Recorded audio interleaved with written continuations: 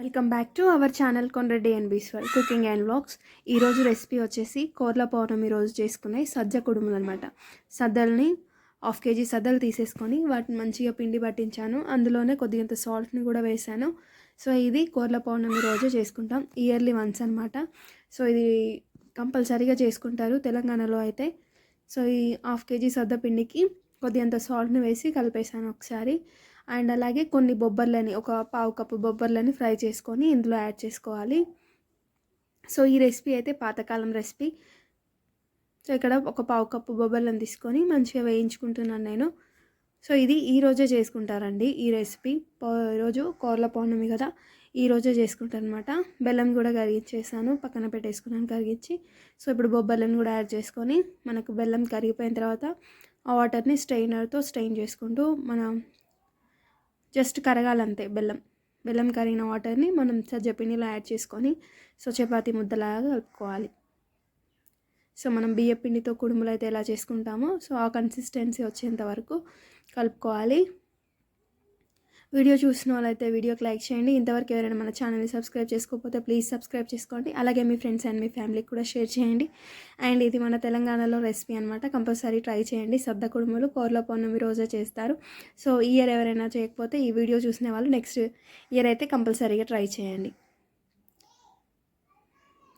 ఈరోజు ప్రతి ఒక్కరి ఇంట్లో ఈ సద్ద కుడుములు చేస్తారండి. ఇది చాలా ట్రెడిషనల్ రెసిపీ. సో మరి ఎందుకు చేస్తారో ఏమో తెలియదు నాకు కూడా, కానీ సో మేము కూడా ఎవ్రీ ఇయర్ చేసుకుంటాం. సో పోయినసారి కేజీ చేసాం, ఈసారి ఓన్లీ 1/2 kg తోటే చేసాం. సో ఇందులో బెల్లము అండ్ అలాగే బొబ్బర్లు, కొద్దిగా సాల్ట్ వేసేసి మంచిగా ఇక్కడ ముద్దలాగా కలిపేసుకోవాలి. మన కుడుములు చేతితో చేస్తే కుడుములు అయ్యేంత వరకు వచ్చేంత వరకు బాగా కలిపేసుకోవాలి. అండ్ మీరు మన ఛానల్లోకి వెళ్ళి చూడండి, అన్ని మిల్లెట్ రెసిపీసే ఉన్నాయి. So please like, share, subscribe Kondreddy and బీస్వల్. సో ఎందుకు చేస్తారో ఏమో నాకు కూడా ఫుల్ తెలియదు, కానీ సో ఈ కుడుముల్ని చేసి ఈవినింగ్ అయిన తర్వాత ఈవినింగ్ కొంచెం ఇంటి మీద విసిరేస్తారనమాట. ఇంటి మీద విసిరేసి అలాగే మన ఇంట్లో పెంపుడు కుక్కలు ఉంటాయి కదా, సో డాగ్స్, వాటికి వేసి వాటిని కర్రతోటి కొడతారనమాట. అది తినాలి, అది తిని సో అది తిన్న తర్వాత కర్రతోటి కొడితే ఇంటికి ఏదన్నా కీడు తగలకుండా ఉండడానికి అనేసి ఈ సద్ద కుడుములు అయితే చేస్తారు. మా సైడ్ అయితే మాకు తెలిసిన విధంగా అయితే ఇది. సో మీకు ఏదైనా తెలిసి ఉంటే కామెంట్ బాక్స్లో కామెంట్ చేయండి. చూస్తున్నారు కదా, ఇక్కడ వీడియోలో చూసిన విధంగా ఇలా రౌండ్గా కానీ లేదా కుడుముల్లాగా కానీ చేసి పెట్టేసుకోండి. నేనైతే చేసి పెట్టాను. సో ఇప్పుడు మనం ఇది ఇడ్లీ కుక్కర్లో పెట్టేసి స్టీమ్ చేసేసుకుందాం. మంచిగా కుక్కర్ చేసుకుందాం ఇడ్లీ కుక్కర్లో పెట్టి. ఇక్కడ ఇడ్లీ లాగా పెట్టేస్తున్నానండి. ఇడ్లీ ప్లేట్లలో అన్నీ పెట్టేసుకుందాం. ఒక్కొక్కటిగా అన్నీ పెట్టేసుకొని